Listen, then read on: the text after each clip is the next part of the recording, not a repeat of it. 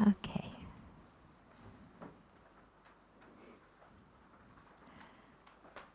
So we'll do some of the questions.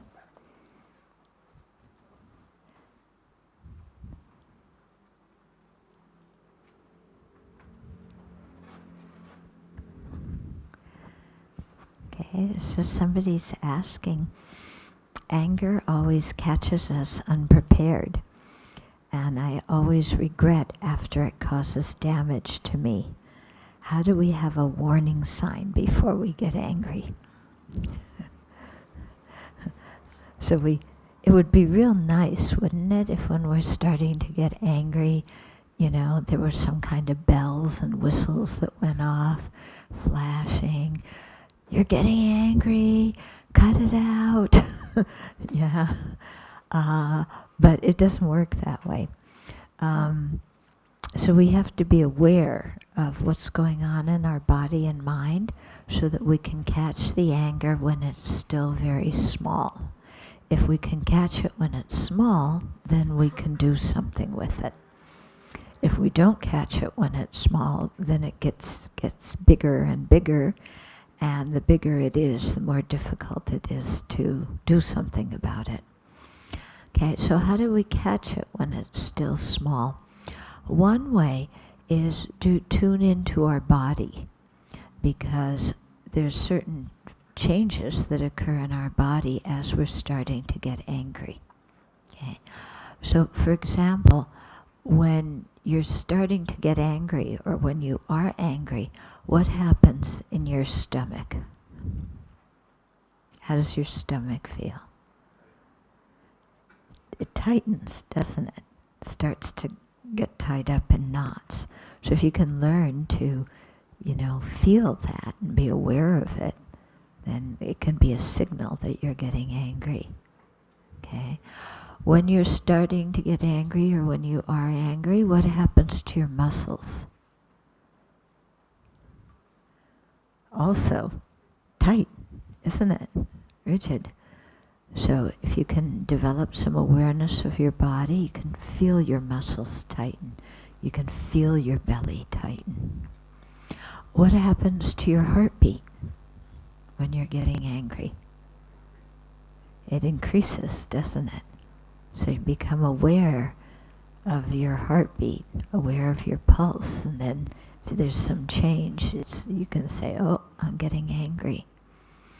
How about the palms of your hands? What happens when you get angry?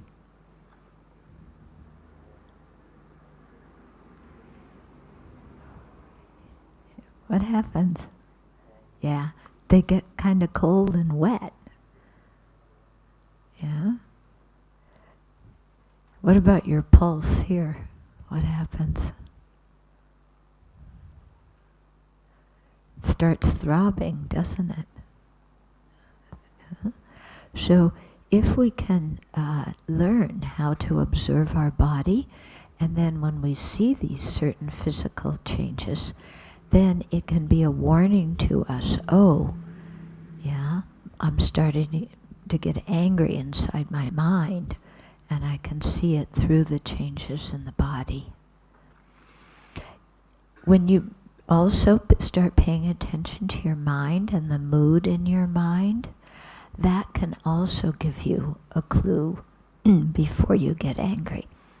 So what kind of mood do you have before you get angry, or what kind of feeling do you have in your mind before you get angry?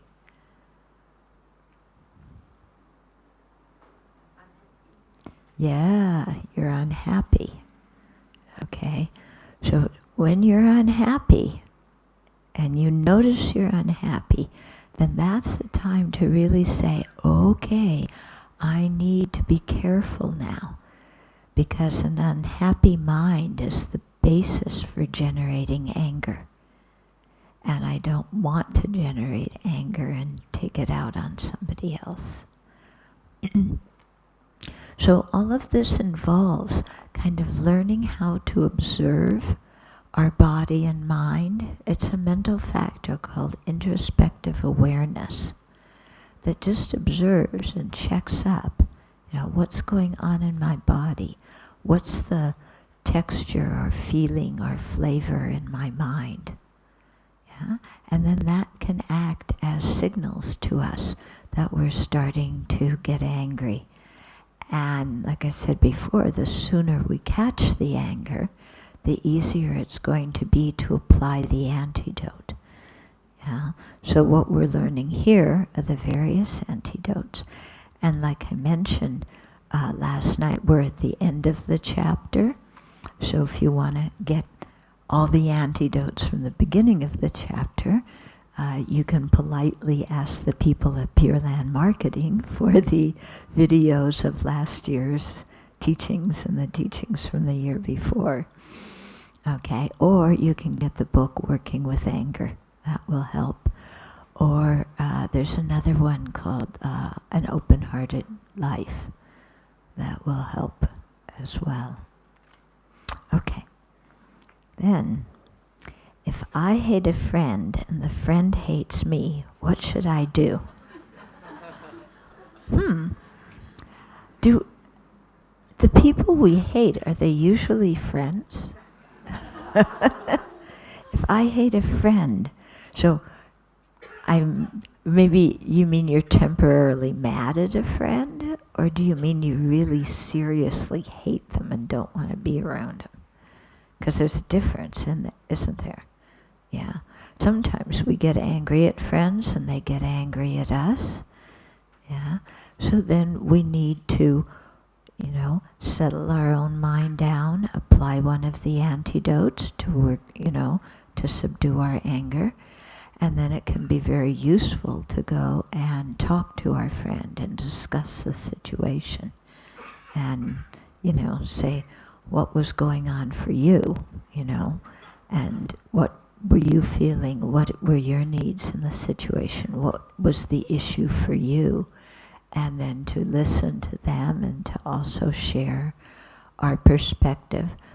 I've learned that it's really important when you're discussing something with a friend or a colleague or whatever, that instead of talking about what the other person did, we talk about what we feel and what we need.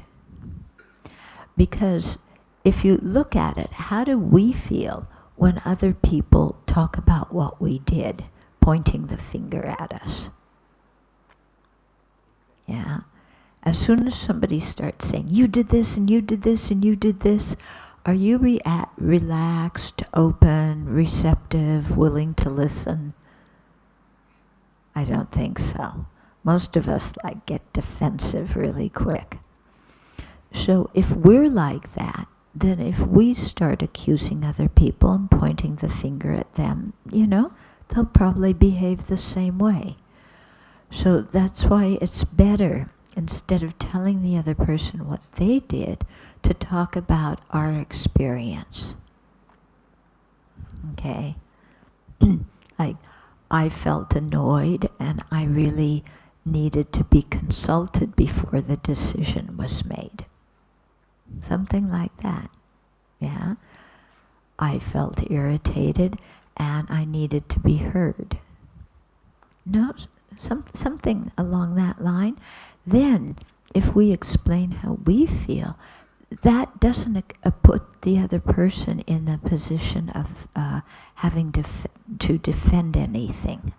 So that enables them to listen and to respond from the heart. Yeah. Now, similarly, of course, if we're talking with somebody else, if they could just tell us their feelings and their needs, it would be much easier for us to listen. But other people are like us, and sometimes when we ask them what's going on for you, they're going to point the finger at us and say, you said this, and then you did that, and you don't care about me, and you're always rude, and on and on and on, okay? And so if somebody does that, then the thing is that we just have to kind of wait, yeah? I know for me, when somebody's accusing me, the first thing I want to do is interrupt them and tell them they're wrong. That usually doesn't go over so well. Yeah. But if I can just listen for a moment and put my own feelings aside for the moment, knowing that I'll get to talk about them later, and instead say to the person, gee, it sounds like you're angry. Do you need respect? Or do you need to be able to share what your ideas are? Or make any kind of guess about what we think the other person needs. Yeah? And so paying attention to their feelings and their needs, that often helps tremendously, rather than getting defensive and telling them they're all wrong. Yeah. But it takes a lot of self-control to do that, because I don't know about you, but as soon as somebody says something I don't like, I gotta correct it and make sure they never say that again. Yeah, and that's my problem. Yeah, and wanting to jump in and dominate the situation. So, if you're like that, then, we just have to step back and say, I tell myself, okay, Chodren, you'll have a chance later to talk about your feelings. Right now, try and listen with your heart to what's going on in the other person. Okay? We need some practice doing this. Okay. Okay, so while we practice fortitude towards sentient beings and don't allow negative feelings to affect us, would it be the same as wanting to minimize interaction with these same people? So in other words, can we avoid the people we don't like? I think that's what the question really is. Okay, so if we have a really bad temper, then it can be useful sometimes to back away from the situation so that we have some space in our mind to do some meditation and to figure out our feelings and to calm our own mind. But can we avoid interacting with the other person forever? It's usually difficult. Yeah, we can't exile them to Siberia as much as we would like to. Yeah. So if we take some time out, it has to be with the motivation to really process what our own feelings are in order to be able to come back to the situation and deal in a useful way with the person. Yeah. Because it's very difficult to avoid disagreeable people for our whole life. Because you know what? They appear everywhere. Don't they? Yeah. I remember one time, just getting so angry at somebody and then just saying to myself, wherever I go, there's going to be people that irritate me. And the problem isn't with the other people, the problem is with me. Yeah, because if I have buttons and I'm sensitive about different things, then anywhere I go, somebody's gonna say something or do something that offends me. And I can't walk around in a little protective bubble my whole life, say with a big sign that says, "Don't say anything I don't like." Because other people don't know what that is. Yeah.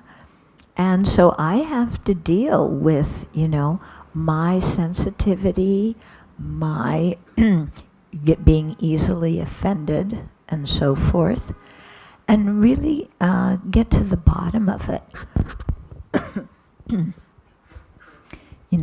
Really kind of explore in my own mind, why am I so sensitive about that? Why is this really important to me? And it's interesting, when I do that, I often come to realize that I'm sensitive about things that are, maybe I feel somebody doesn't like me, or they're criticizing me unfairly, or I'm not getting what I wanted, or they're not respecting me. But all of these situations are problems of this life. Yeah? They're this life's problems. And this life doesn't last very long. Yeah, in fact, it's said to be like a lightning, a flash of lightning in a dark night. It doesn't last very long. And when we leave this life, all the people who are bugging me are not going to be coming with me. Yeah. So why am I getting so upset now over a problem of this life? Because my real problem is that I'm in samsara. My real problem is that my mind is under the influence of ignorance, anger, and attachment. That's the real problem.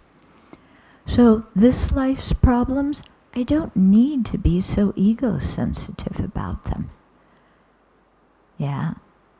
Because what's very interesting? Yeah, every day we have a problem, don't we?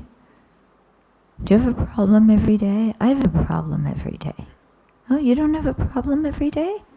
Really? It's just me? I have a problem? There isn't somebody who disturbs you every day? Or some situation that you don't like every day? Yeah? I think there usually is. There's one person who's an exception. But for the rest of us,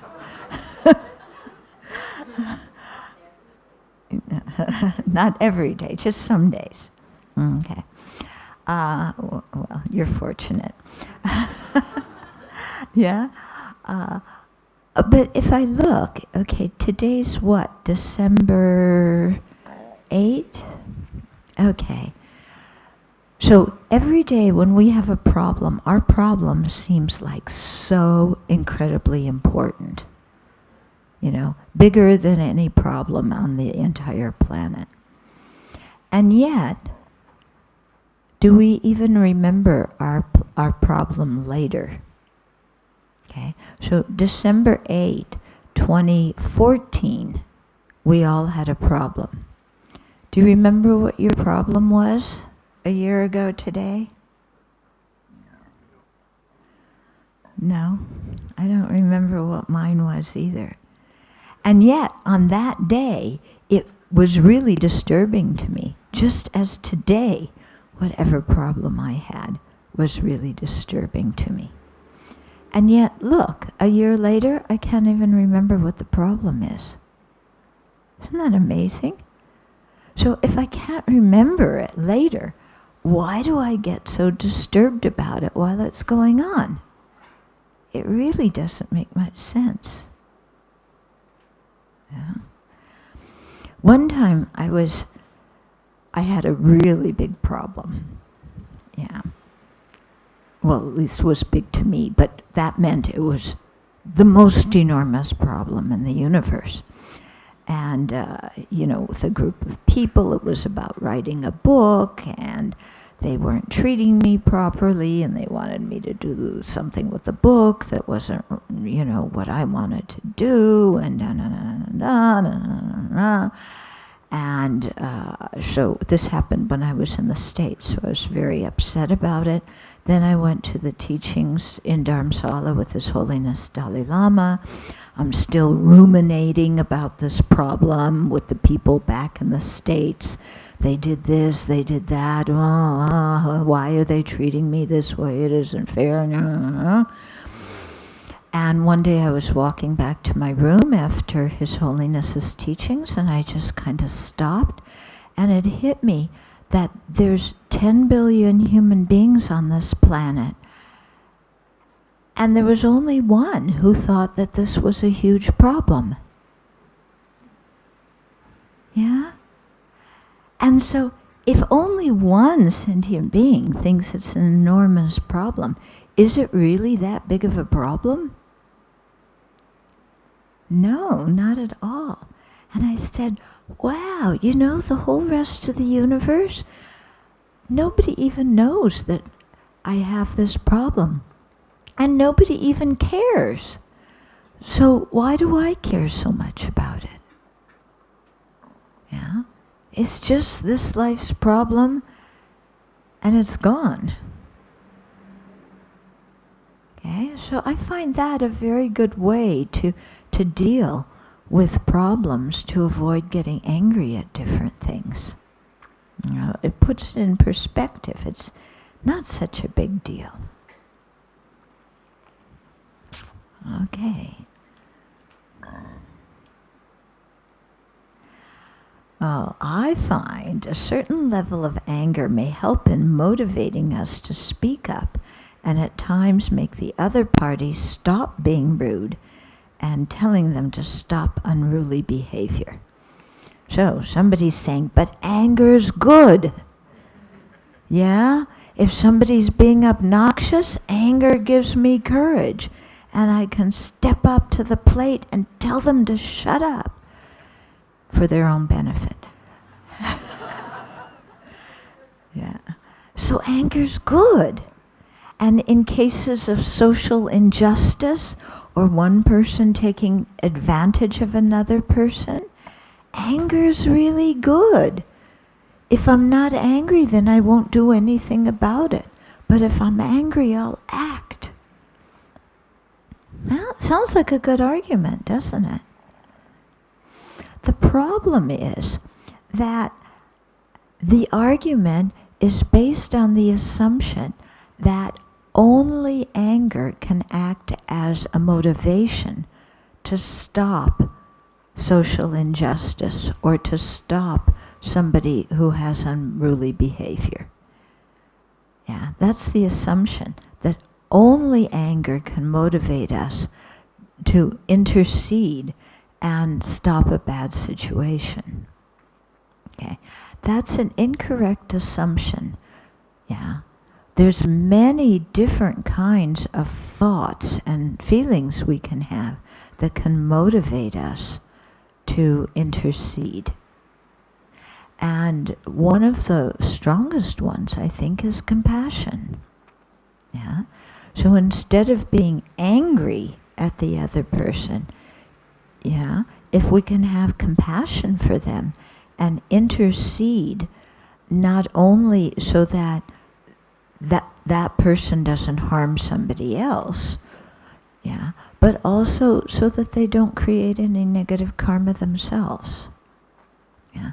Or if somebody's behaving in an outrageous manner, to intercede with compassion in order to, get them to realize what they're doing. Okay? So part of our problem is that we confuse compassion as an internal feeling with an external behavior.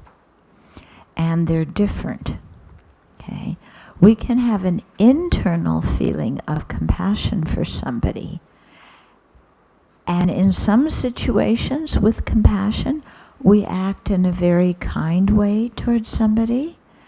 In other situations with compassion, we have to act in a very assertive way. Yeah? And really in a forceful way sometimes to get through to the other person that what they're doing is inappropriate and unacceptable. Okay? But you don't have to be angry to do this. Okay? So I think parents know this. Yeah? If you have a little kid and your kid starts to wander off into Sims Avenue outside, yeah? Are you going to go, oh, my sweet little child, come back to the curb, it's dangerous in the middle of Sims Avenue? Yeah. Are you going to say that to your child? No, because your child's not going to listen if you speak like that. You're going to go out in the middle of the street and you're going to pick the child up and hold the child and say, don't go in the middle of the street. It's dangerous. And you're going to speak very forcefully, and that makes the child like, oh, something's happening here. Yeah, I better listen. Are you angry at the child when you do that? No. You have compassion for the child. Yeah. So don't confuse a compassionate feeling and think that you always have to be nice and gentle when you're compassionate. Sometimes, yeah, to be compassionate, you have to really be very straightforward and direct. Okay? So this is important because otherwise people think compassion is just like wimpy behavior. Yeah, you know wimps? Yeah?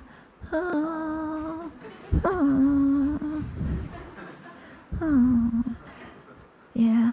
Like in a, can you imagine in a case of domestic abuse, a man's beating his wife and then she says, oh dear, I have compassion for you.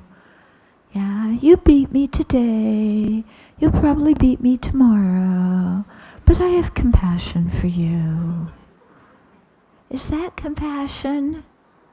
No, that's stupidity. Yeah.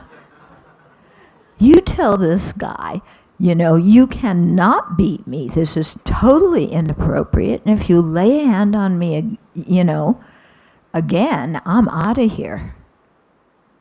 Or you leave before you even give him a chance to do that.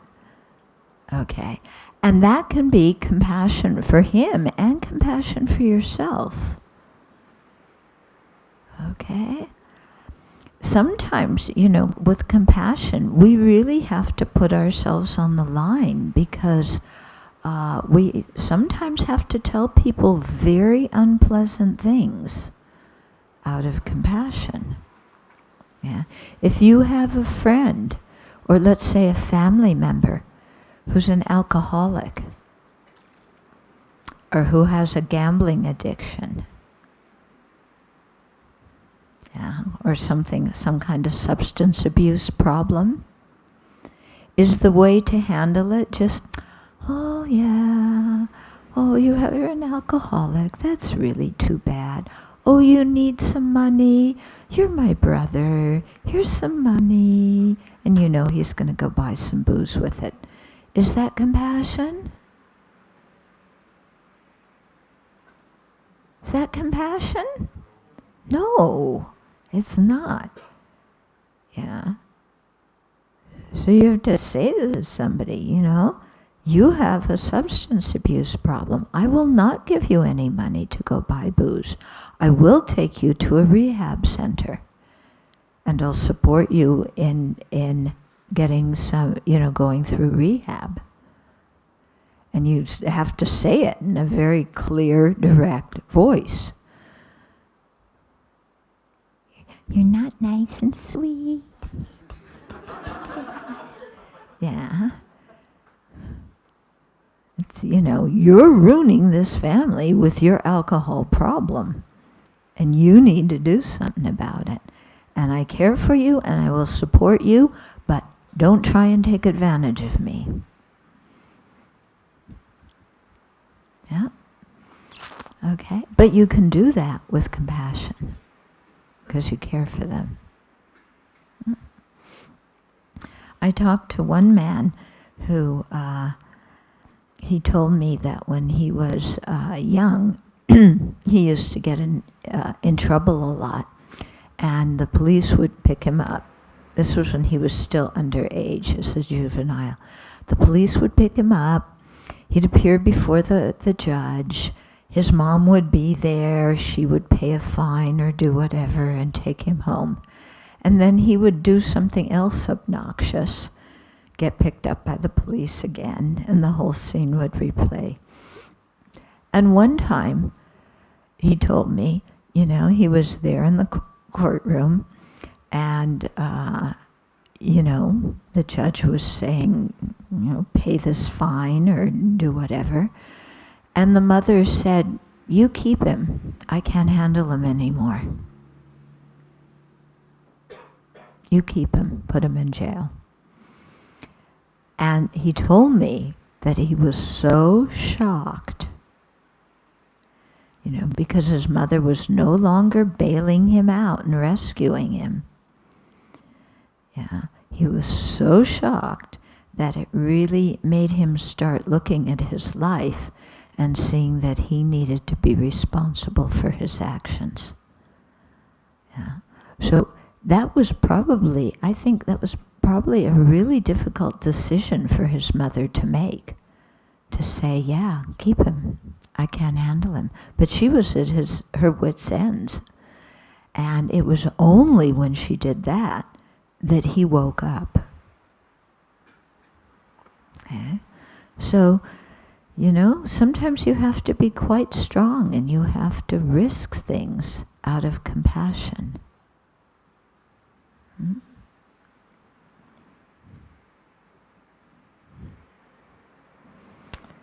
Okay, then, are there any tips for anger management? Yeah, read the book. It's full of tips. Yeah. In general, I think the thing is to be, to really be aware that anger is not our friend. That anger works to counter purposes to what we want, because we all want to be happy, and even though anger gives us a great feeling of power because our adrenaline is going, it doesn't really make us happy. Yeah? Because usually when we're angry, we say and do things, often to the people we care about the most. And what we say and do pushes them away from us. Yeah. So really, looking and seeing, oh, my anger is not my friend. That feeling of power that the adrenaline gives me, that's not something to encourage in myself. Yeah. And then if we, are aware of the disadvantages of anger, then that really helps us to be aware when it's arising and to counteract it. Okay? Shall we go back to the text? Okay. So yesterday we were talking about in the text why it's proper or why it's suitable to respect sentient beings, because our enlightenment depends on the Buddhas, because the Buddhas have qualities and we can create merit in relationship to the Buddhas, but our enlightenment also depends on developing respect and fortitude and a kind attitude towards sentient beings, because there's no such thing as an angry Buddha.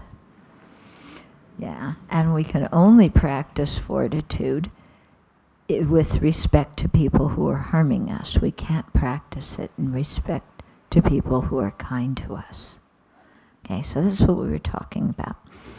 So now we're entering a slightly different section that is about respecting sentient beings due to having faith in the Buddha.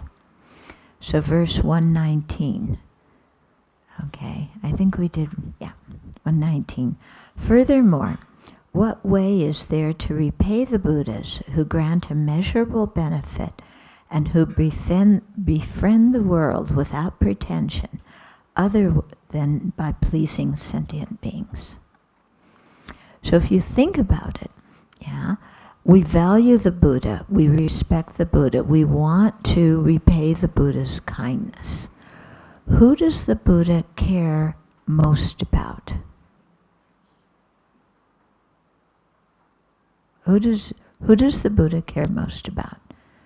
Yeah? Himself? No. Other sentient beings.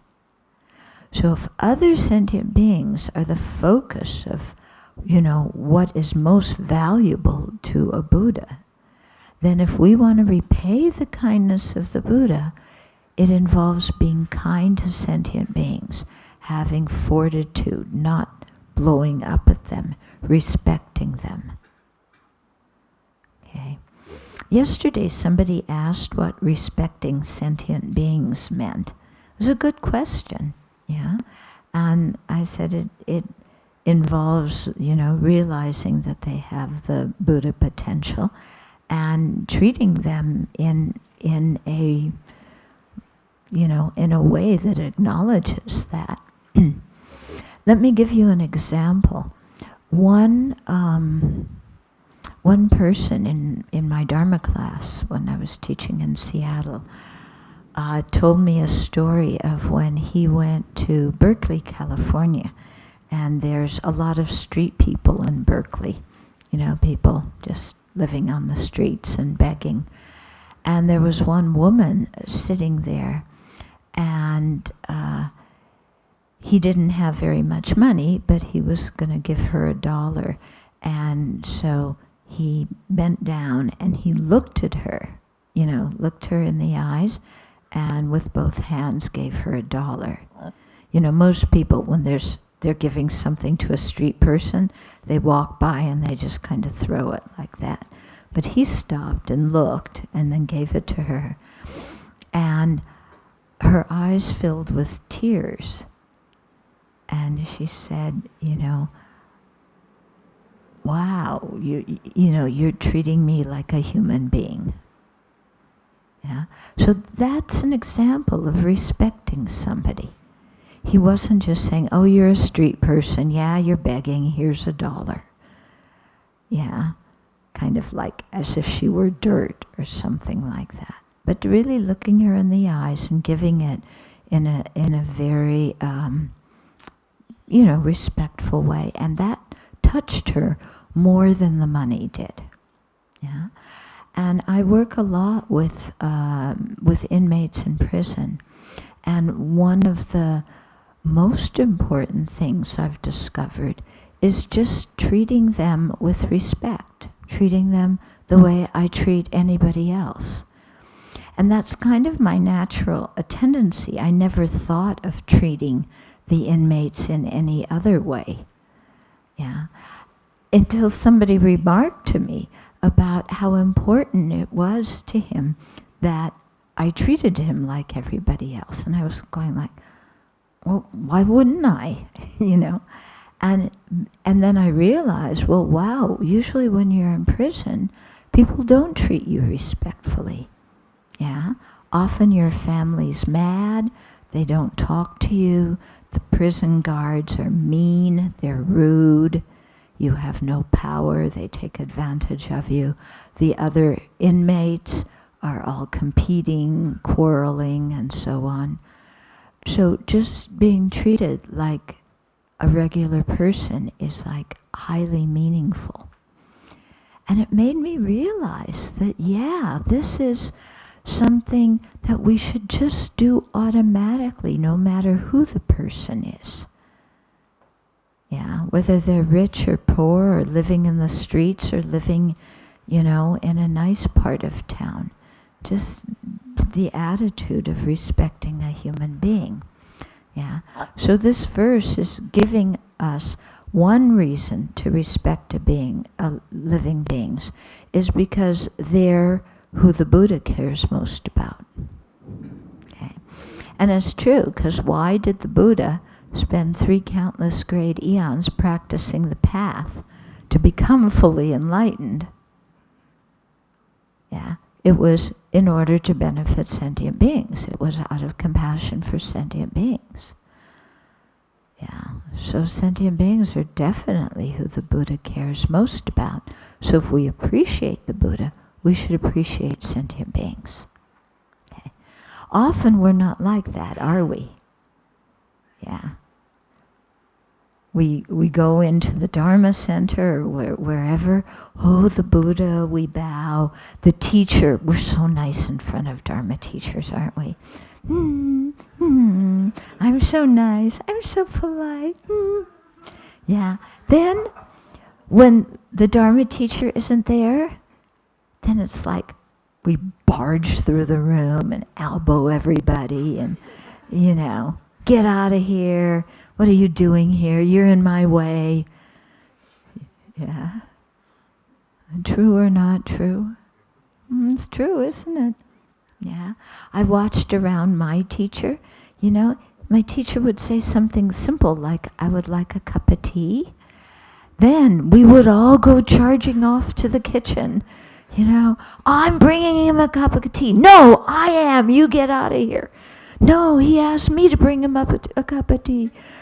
We get so possessive of bringing our teacher a cup of tea and quarrel with each other. Yeah? Do you think that made our teacher happy?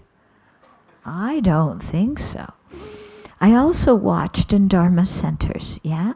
Everybody fussing around. Oh, let me give this to the teacher. Let me give that to the teacher.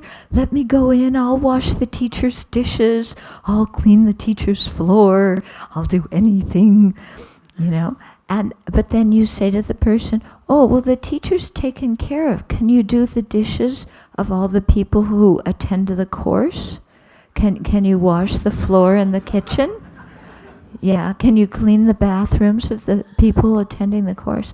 Who do you think I am asking me to do some job like that? Yeah? So you can see how complete, we don't understand it all. Yeah, because who does our teacher care most about? Other sentient beings. And yet we're treating them, as if they were our enemies. Okay, verse 120. Therefore, since benefiting these beings will repay those who give their bodies and enter the deepest hell for their sake, I shall behave impeccably in all that I do, even if they cause me a great deal of harm. Okay? So since benefiting sentient beings will repay the kindness of the Buddhas, when it says those who give their bodies and enter the deepest hell for the sake of sentient beings, they're referring to the Buddhas. Okay? So since benefiting sentient beings repays the kindness of the compassionate Buddhas, then we're saying, I shall behave impeccably in all that I do, whether my teacher or the Buddha's looking at me or whether they're not. Whether people praise me or they don't. Okay, and I'll do this even if sentient beings cause me great harm.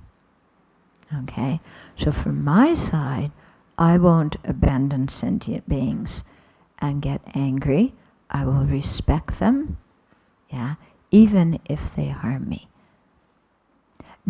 Granted, this is a difficult thing to do.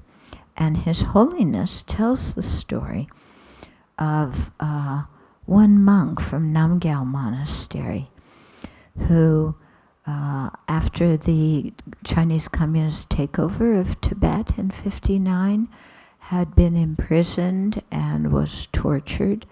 Eventually he got out of prison, and when he did, he left Tibet and he went to Dharamsala, and he was able to go and meet His Holiness. And His Holiness asked the monk, he said, what was the most difficult thing, when you were in prison? What did you fear the most? And the monk said, that I would lose compassion for the guards. Oh. Whoa!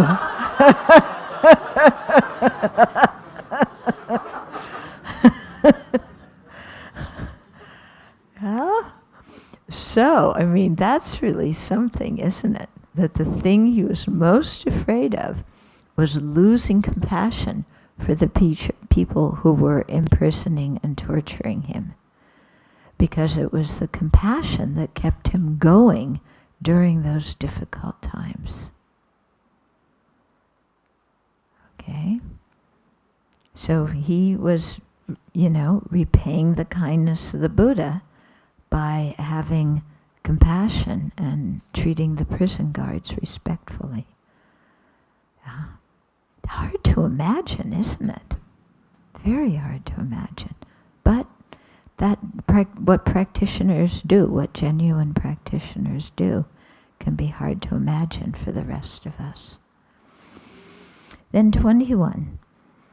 When for their sakes those who are my lords have no regard even for their own bodies, then why am I the fool, so full of self-importance?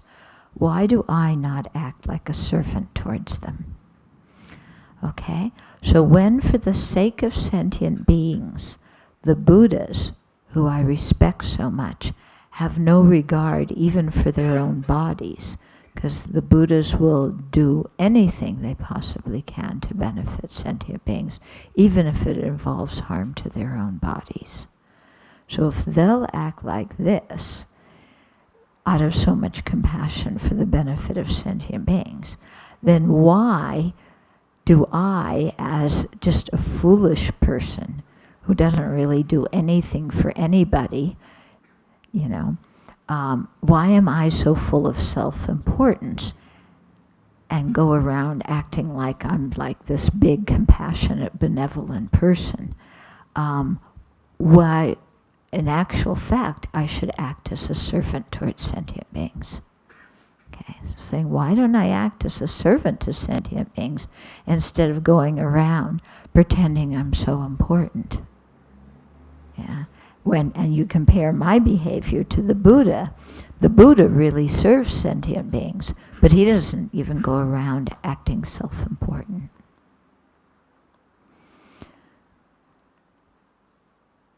I heard a very interesting story that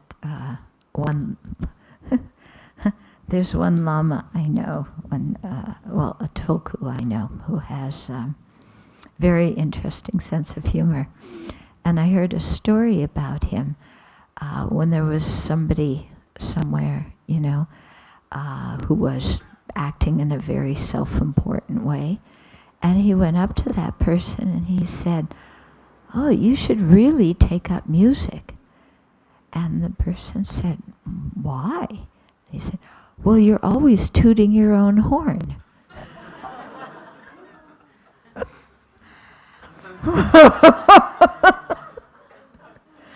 Woo.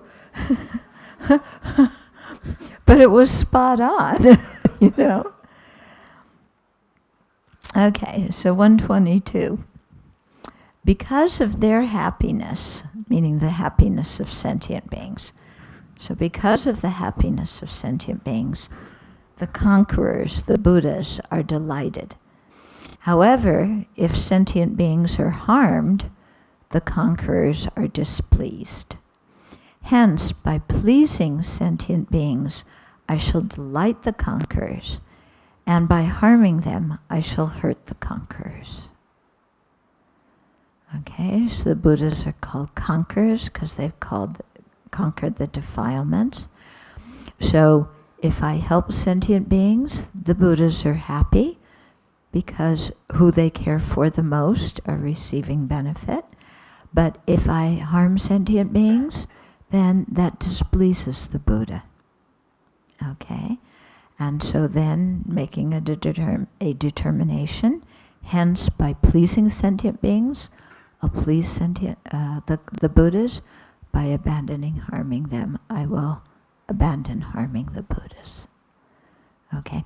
Now when it talks about pleasing sentient beings, it doesn't mean that we become a people pleaser. Okay, you know what a people pleaser is?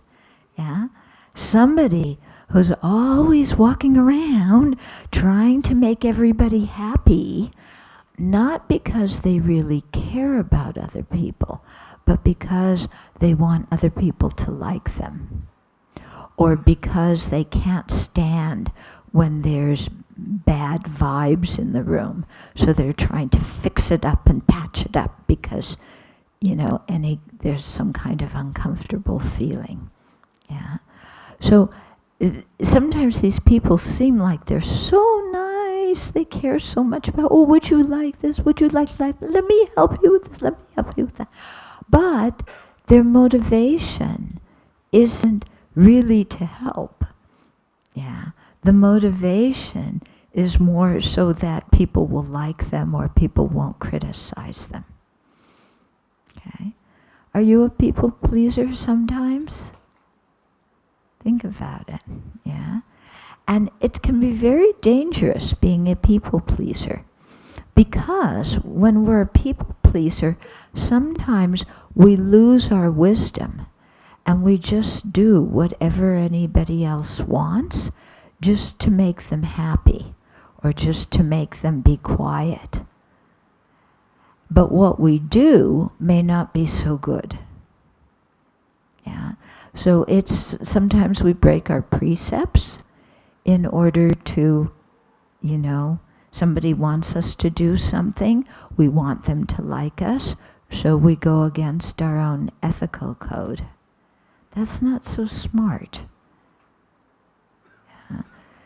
A relative comes, they want you to engage in kind of a shady business deal. You know that it's not so good, but the relative's pressuring you, and you don't want them to be mad and talk about you badly to the rest of the family, so you say, okay. But then in doing that, you get yourself in a big mess. Okay, so when we're talking about pleasing sentient beings, we're not talking about being a people pleaser and getting ourselves in big messes. Yeah, can you think of examples when you've done that against your own wisdom? You've done something because somebody wanted you to do it and you did it to make them happy, and then afterwards you went, what was I thinking when I did that? Okay. So that's people-pleasing kind of things. So we aren't talking about that. When we're talking about pleasing sentient beings, we're talking about treating them fairly, honestly, respectfully, with kindness. But we're not talking about spoiling them and indulging them and going along with any ridiculous thing they want. Okay? So sometimes out of compassion, we have to say no to sentient beings. They want us to do something and we have to say no. That's unethical. I'm not going to do that. And they may even get mad. Yeah. Lots of Singaporeans tell me that their bosses want them to lie. Really, this comes up a lot, My boss wants me to lie. What do I do? Yeah, I have a precept against lying. I don't want to lie. It harms the customer. But my boss is telling me to lie, and I'm afraid I'm going to get fired if I don't do what the boss says. Okay. So then, do you go ahead and lie to make your boss happy? Do you harm the customer by lying to them? Do you go against your own ethical precepts just to make the boss happy and to keep your job?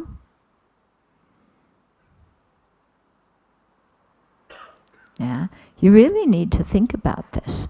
Yeah, first of all, I wonder if a boss is really going to fire you because you don't lie.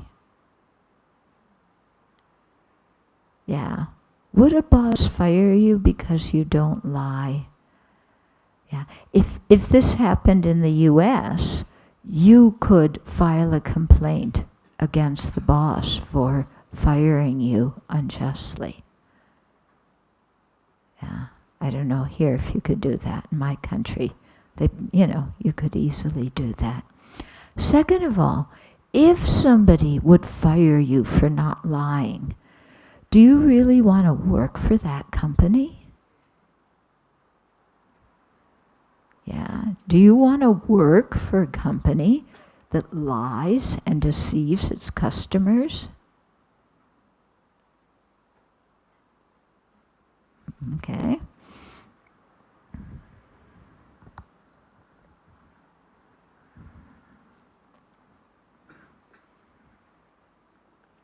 Yeah. Sometimes people come and say, oh, but the boss will fire me if I don't lie. What do I do? Yeah. What am I supposed to tell them? They're kind of asking me. You know what the hidden message is? Is it okay? Will you tell me it's okay to lie? Yeah, because if you tell me it's okay to lie, then I don't have to be responsible for my decision. And if you tell me it's okay to lie, I won't be creating any negative karma if I do it. Give me a break.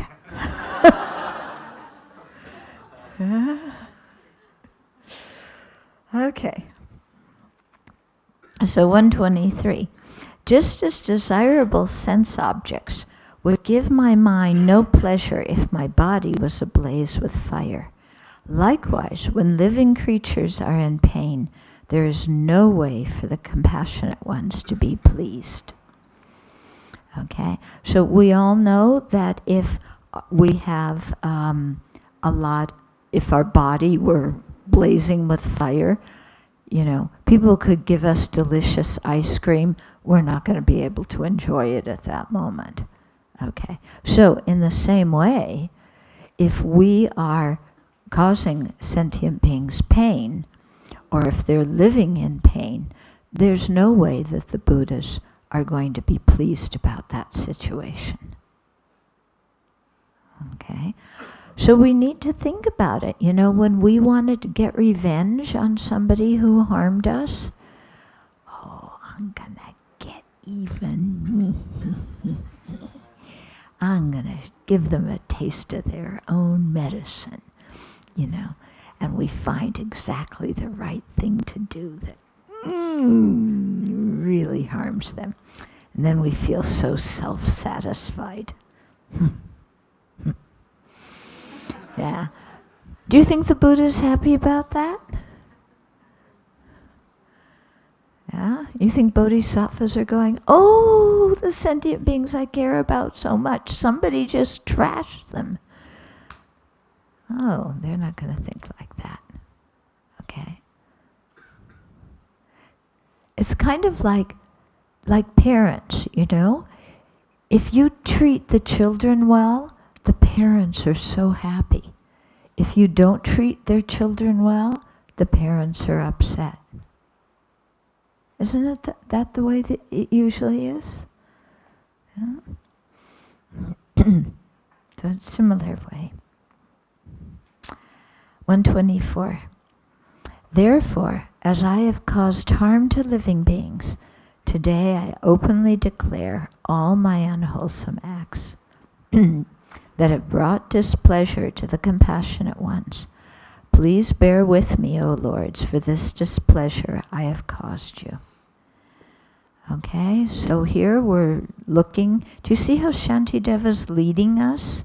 He's like, you know, telling us all the disadvantages of being obnoxious towards others and all the benefits of respecting them. And finally, it's getting through to us, and we're looking over our behavior, and we see, wow, I've caused a lot of people harm. Anybody here who's never harmed somebody else? Yeah?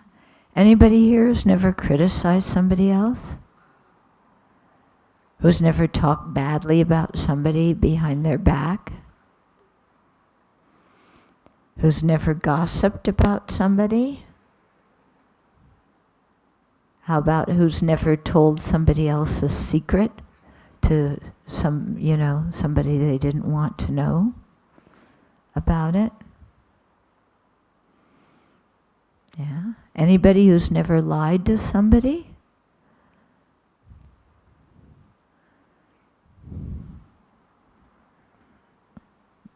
So, this verse is for us, isn't it? Yeah?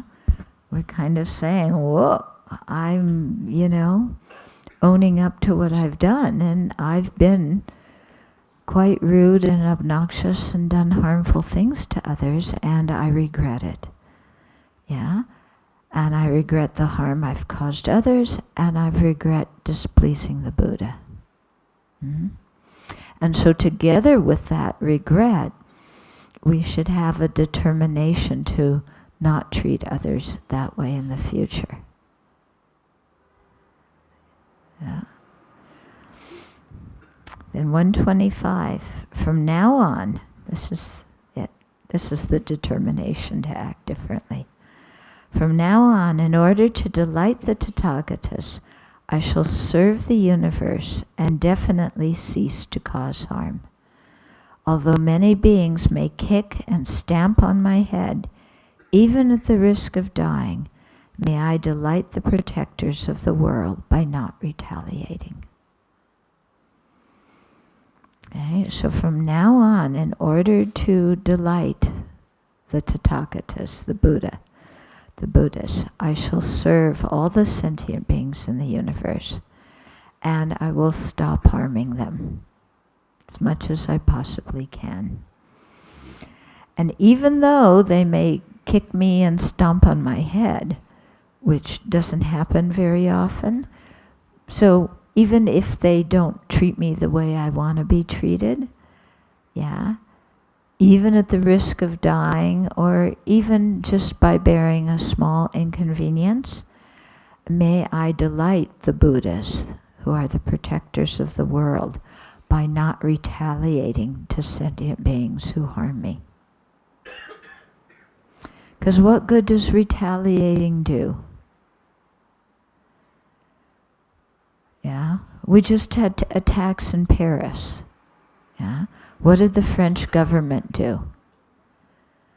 Yeah, the next night they sent bombers to bomb ISIS. Does that stop the harm? No. Yeah. The place where they bombed, they bombed one city, I think Raqqa, they bombed. Not everybody in that city is a terrorist. Not everybody in that city supports ISIS. Yeah. And by bombing people who are innocent, you just encourage more people to hate you. Yeah. So I'm not saying don't do anything. I'm not saying just say, oh, you're from ISIS, please come down, sit, have a, yeah. But sometimes, if there's a way to establish some kind of channel of communication, that could be helpful. But retaliating, it just makes more enemies. On a personal basis, on a national basis. Mm-hmm.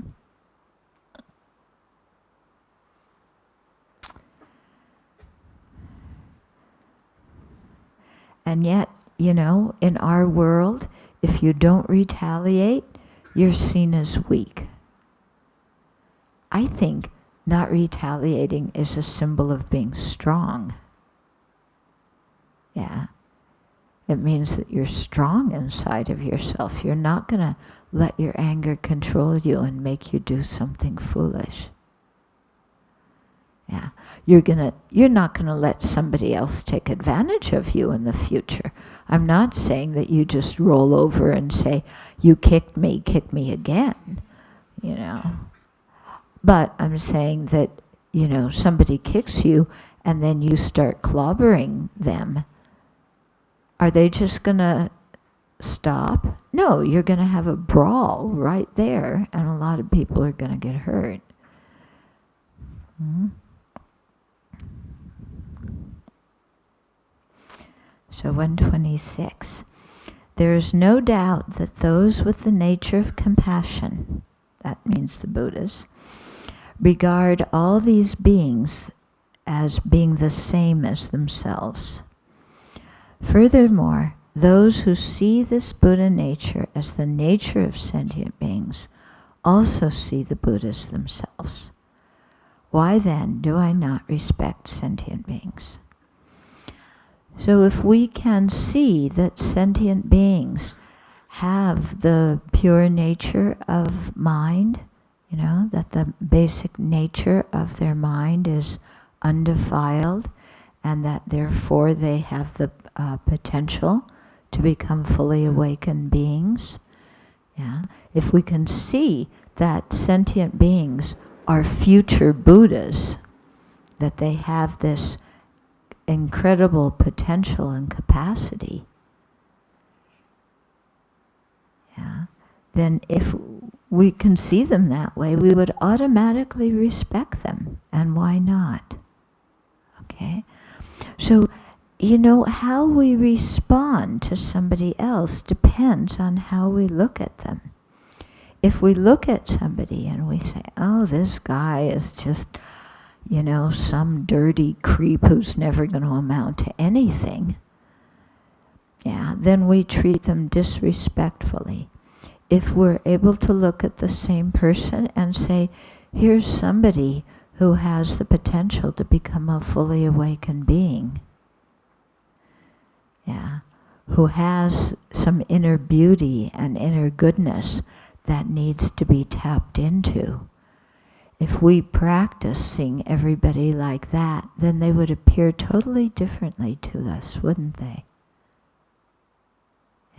If we looked at other beings and we said, gee, in previous lives they were my parents, they took care of me, they brought me up, gave me an education, fed me, changed my diaper, everything else, and we saw sentient beings as kind like that, then, we would naturally respond with kindness.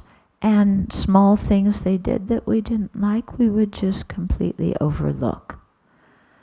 So it all depends on what kind of attitude we cultivate, how we choose to look at others.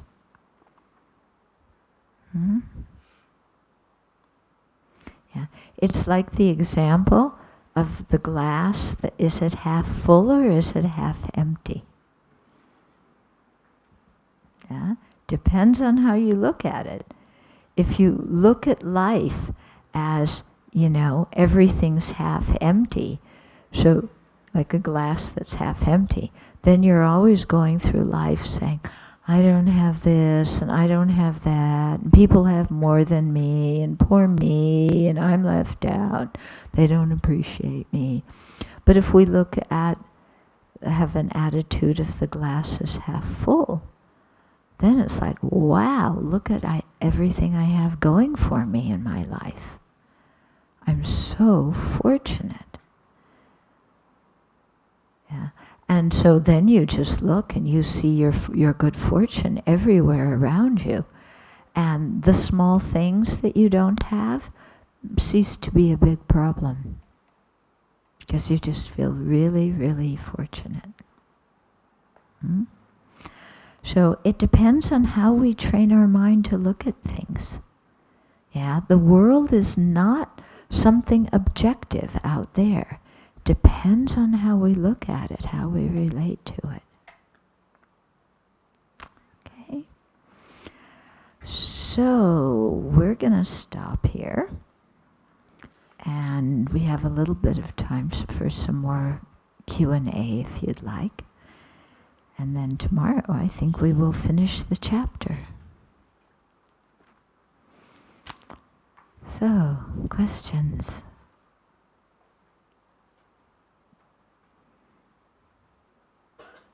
Yeah?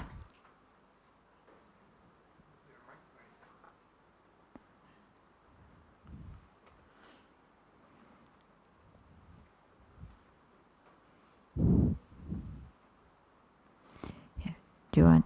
Oh. Yeah. No, somebody's up here. What? Yeah. Why don't you tell me, and I'll repeat the question for you. You brought up your country using bombing as a method to contain. Yesterday,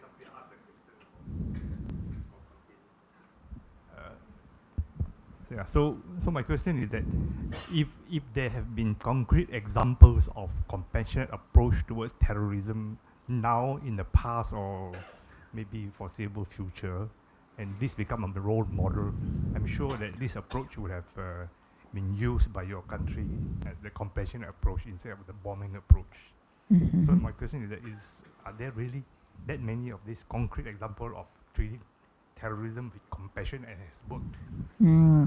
Okay, so are there any concrete examples of treating terrorism with compassion And has so worked that you have a good result from it? I can't think of anything. Well, wait a minute. Look at South Africa, what Nelson Mandela did. Yeah? I mean, there was a country that was really torn apart by hatred, and he refused to give in to it. So that's, I think, one example. I think, right, the civil rights movement in the U.S., yeah, under Martin Luther King, yeah, Gandhiji's movement for independence in India. Okay, so that, yeah, there are examples of these things. And why is your country not using this role model as an approach? Because they're foolish. Yeah, because, you know, human beings react with emotion and not with wisdom. And they just feel like, we've got to do something quick. And because other people are going to accuse them of being weak unless they do something, which again is just ridiculous. Yeah. So that's what I mean, but sometimes you have to be really be very strong to act with compassion.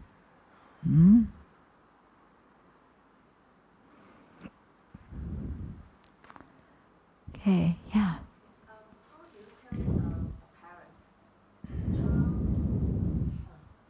Thanks. How do you tell a parent whose child is being bullied in school that retaliation is bad?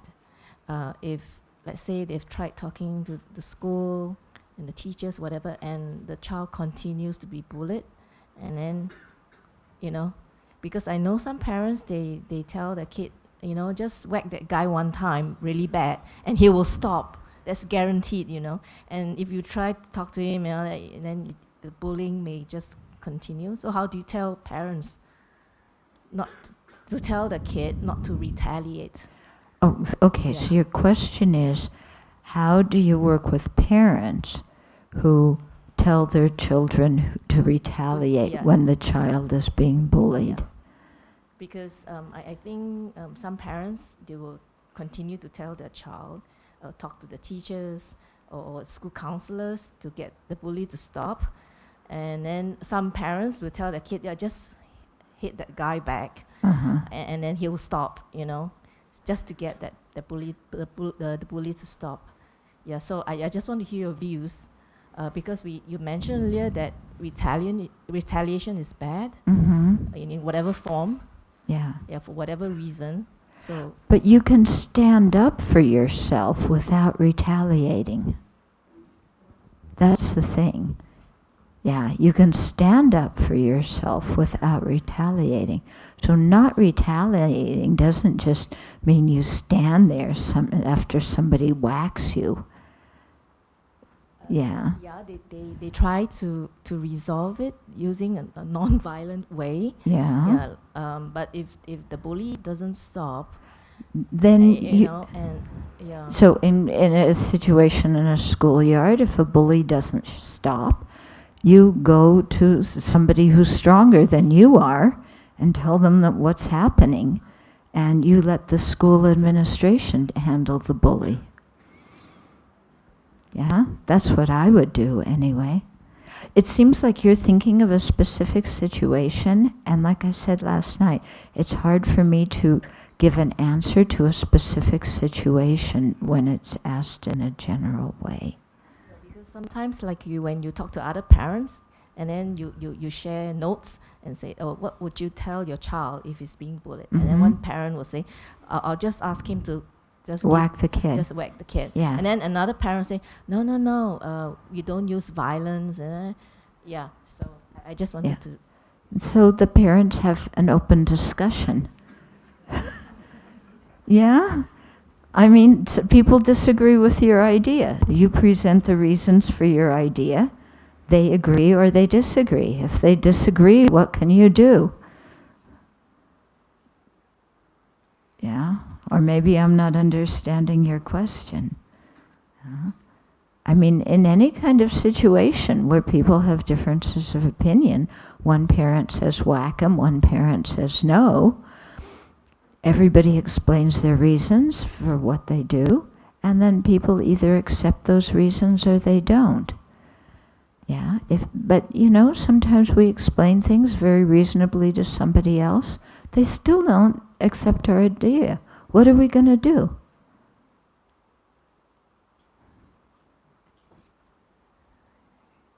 Yeah? I can't give you any great ideas on how to convince somebody. Yeah? I mean, it's like me teaching all you people the Dharma. I'm teaching you. Some of you believe me, some of you think I'm an idiot. What can I do? You know? What can I do? I just say what I have to say, and some people say, oh, that sounds good, and some people say, what in the world is she talking about? Okay. Do I ask now? Let's look at these. Hi, I have a question. Oh, okay. Good evening, everyone. First off, I want to thank you for your precious time and for sharing your wisdom with all of us this evening.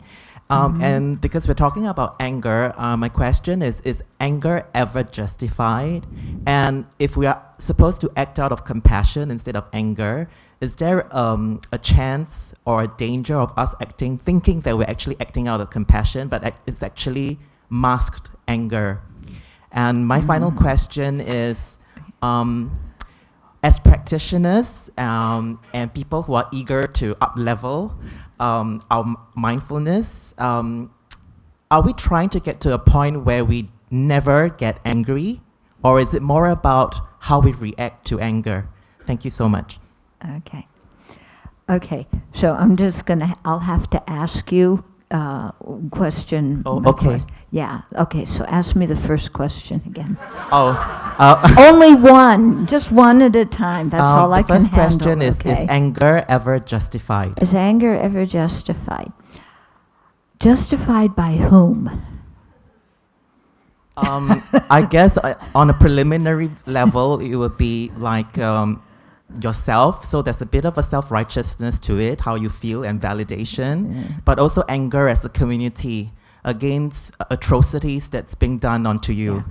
Okay, well, like I said, that it isn't only anger that can motivate us to rectify a bad situation or to stop a bad situation. We can stop things that are harmful without getting angry. Yeah, the idea being that when we're angry, we don't think clearly.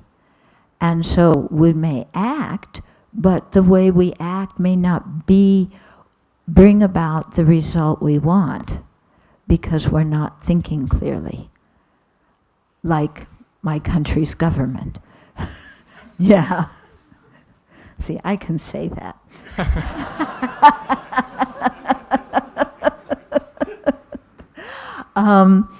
Yeah, so that's, when we say justified, it's a difficult word. I mean, everybody has a free choice whether to get angry or not.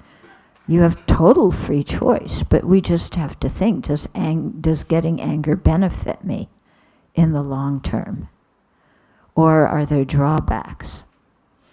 And I don't know about you, but when I'm angry, first of all, I'm unhappy.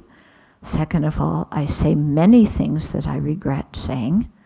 I hurt people that I care about.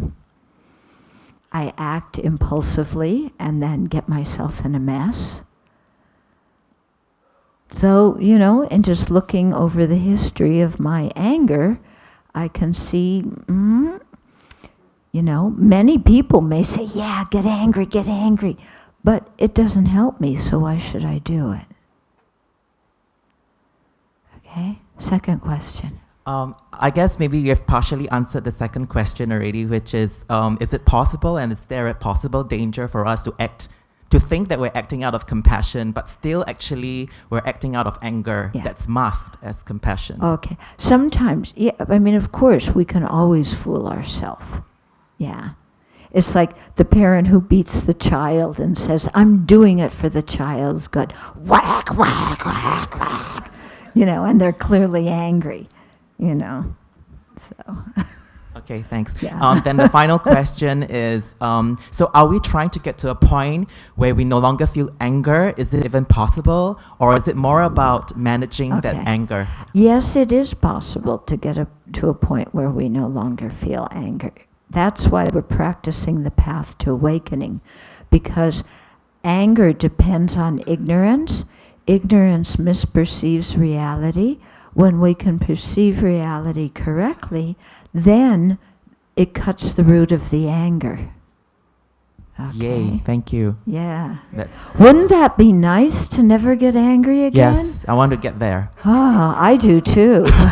Yeah. So thanks for the encouragement, thanks. Okay, should I do one of these?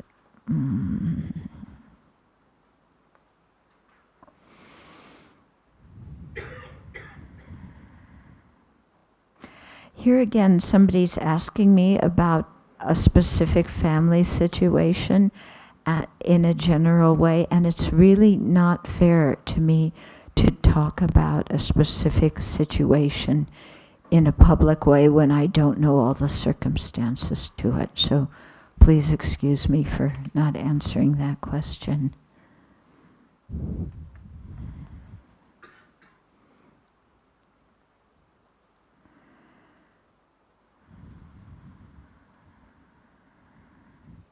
Okay, so here's somebody saying this is a specific situation, but I can answer it. Okay, so the head of the department is always picking on me and might eventually make me lose my job. It is difficult to find another job due to my age. I cannot control my anger towards him. What can I do? Well, here's a good situation, because if you're angry at him, he's going to pick on you more. And then what you don't want will happen. Yeah. When people pick on us, they're trying, it's like when a person throws out a line in a pond with a worm on it, they want the fish to bite. So sometimes when people pick on us, they're throwing out that line and they're wanting to see if they can get our goat. Yeah, if they can get us to react. So if that's what's happening, then sometimes the best thing to do is, what I do is either I ignore it or I make a joke about it. Yeah, I had a family member who did that a lot to me. Yeah, would make these kind of snide remarks, putting me down, just trying to, I think, make me angry or get a response. I don't know what was going on. So I would make a joke like, well, too bad you have a really stupid kid, referring to myself. Yeah. I just make some kind of joke about it or, something like that to show that I wasn't taking what they were doing seriously. Yeah. And so I wasn't being rude, saying, shut up and get off my back. But I was, being humorous in some way or another. Yeah. But the real thing is to not be angry about it. So if we're getting angry when somebody is picking at us or nagging at us, then we have to kind of question ourselves about why. You know, what is our button inside of ourselves that that this is an issue for us. And sometimes it might be our own fear or our own sensitivity, something like that. So to really see what the issue is for us and try to resolve that. And then when our behavior changes, the other person can't continue to act the same way. Yeah.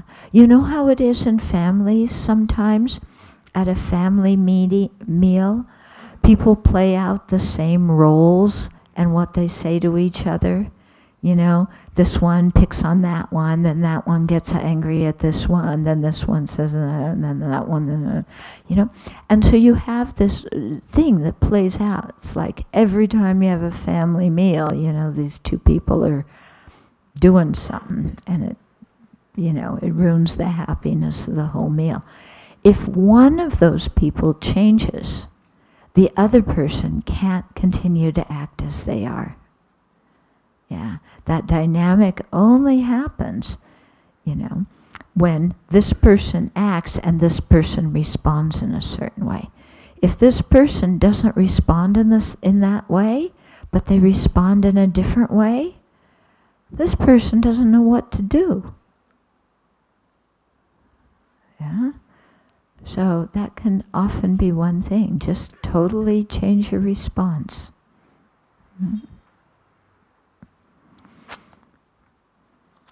Okay, I think this will be our last question.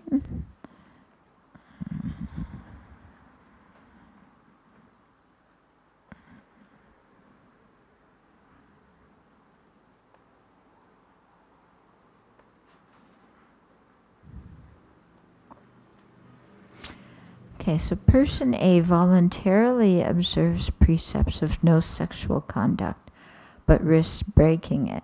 Person B does not take this precept and lets his or her desire diminish naturally. Whose is better? It really depends on the person. Yeah. When you take precepts, you're, every time you're keeping your precept, you're accumulating good karma. Yeah, every moment you're not breaking it, that you're keeping it, you're accumulating good karma. But if somebody is, taking a precept of celibacy, but they're totally miserable being celibate, and their mind's preoccupied with sex, then it doesn't make much sense to continue to keep that precept. It seems to be, like if a monastic is just completely unhappy like that, then maybe better to be a layperson. Yeah, so I can't really say, again, it depends on the different people involved here. Okay. Unsatisfactory answers to questions. Sorry. Yeah, maybe you're mad at me, maybe you don't like me. What can I do? Yeah? Okay, so let's sit quietly for a couple of minutes and just think about what we heard, take it in.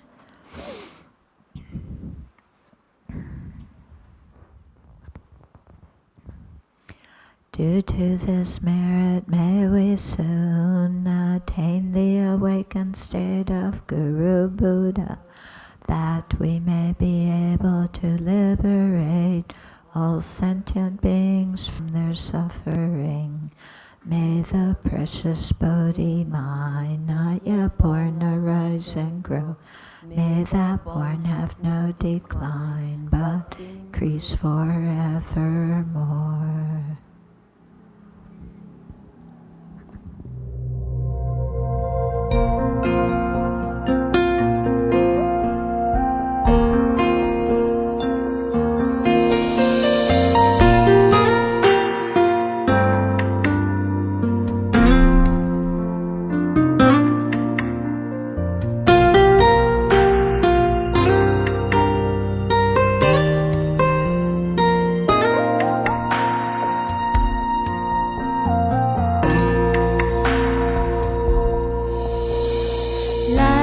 自净土的梵音，法音旋流无边际，礼要君生度有情，众生闻之皆欢喜。来自净土的梵音，微妙殊胜不思议，诸佛说法深不息，六部十方玄妙理。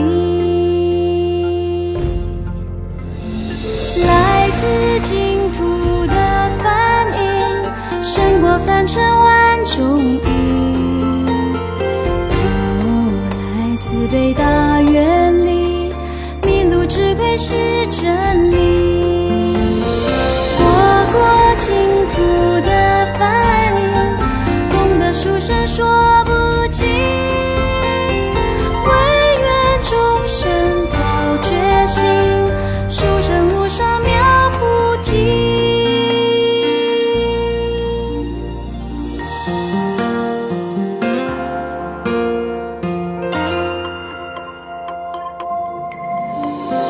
来自净土的梵音，法音旋流无边际，礼要君生度有情，众生闻之皆欢喜。来自净土的梵音，微妙殊胜不思议，诸佛说法深不息，六部十方玄妙理。来自净土的梵音，胜过凡尘万种义。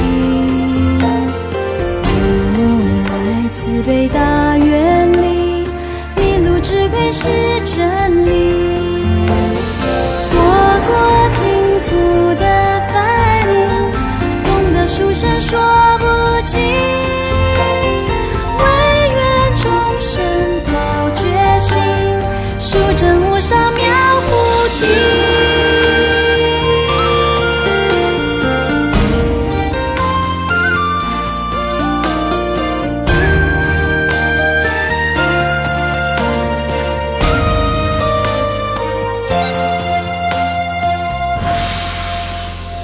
来自净土的梵音，微妙殊胜不思议，诸佛说法深不息，六部十方玄妙理。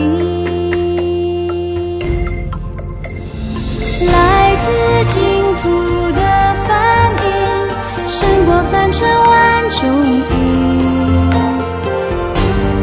来自北大愿力，迷路之鬼是真理。佛过净土的梵音，功德殊胜说